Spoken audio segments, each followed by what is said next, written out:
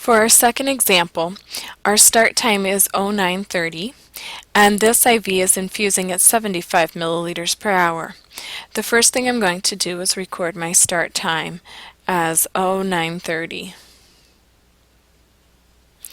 Next, I want to mark off 75 milliliter increments so that I can label the bag every hour. So starting at 0, the first marking on the bag is 50, so halfway between 50 and 100 would be 75. You can use your calculator to type in 75 plus an additional 75, and that would take us to 150. We take an additional 75, so that would take us to 225. 75 more takes us to 300. 75 more takes us to 375. 75 more takes us to 450, and we know that the remaining 50 milliliters will finish out the bag. However, we know that this 50 milliliters will not take a full hour. So off to the side, I'm going to figure out how long those 50 milliliters will take. So 50 milliliters remain in the bag, and I know that because total volume was 500 milliliters and I had marked off to the 450 point.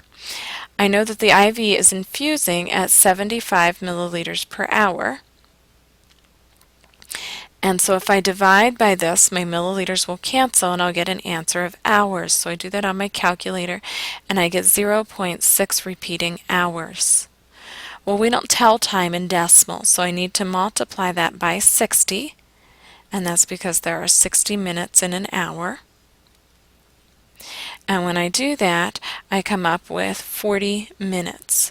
So when I get to the end of my IV, the additional space from 450 down to the end of the bag will take 40 minutes. So going back and writing in my times, the first time is the start time of 0930.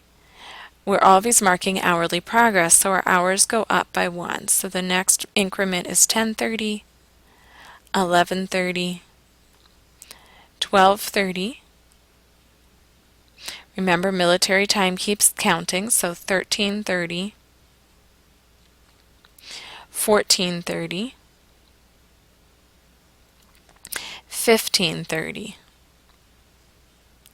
Now, my completion time for this IV is going to be 15:30 plus an additional 40 minutes. So when I add 40 minutes, I get to 16:10. And so my IV will complete at 16:10.